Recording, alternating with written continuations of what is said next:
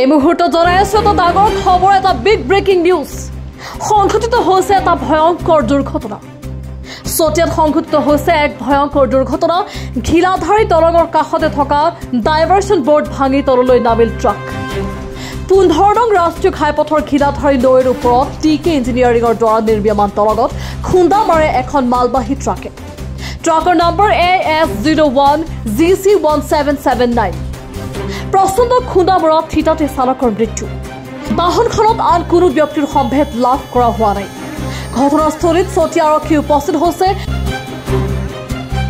চতিয়া সংঘটিত হৈছে এক ভয়ংকৰ দুৰ্ঘটনা। দুৰ্ঘটনাত পতিত হৈ ট্ৰাক চালকৰ থিতাতে মৃত্যু হৈছে। পুনৰ জনাইছো, সংঘটিত হৈছে এটা ভয়ংকৰ পথ দুৰ্ঘটনা।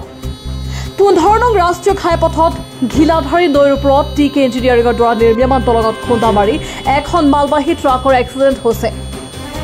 ট্ৰাকখনৰ নম্বৰ AS01 GC1779 বুলি জানিব পৰা গৈছে। প্ৰচণ্ড খুন্দা মৰাৰ ফলত থিতাতে নিহত হয় চালকজন। আমাৰ হাতত আহি পৰিছে ফুটেজ, আপোনালোকক দেখুৱাইছো।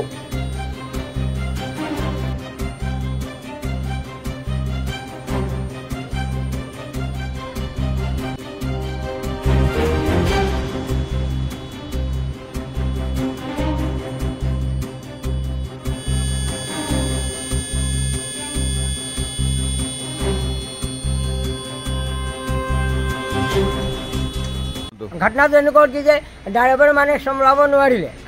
হঠাৎকে মানে যাব লাগে, মানে দাঁয়ে চাইডত বাঁয়ে মানে আহি পেলাই মানে যিটো মানে ৰাস্তা বন্ধ আছিল সেইফালে গুচি আহিলে। বন্ধ গুচি আহোঁতে মানে ঢ্ৰামকে মাৰিলে।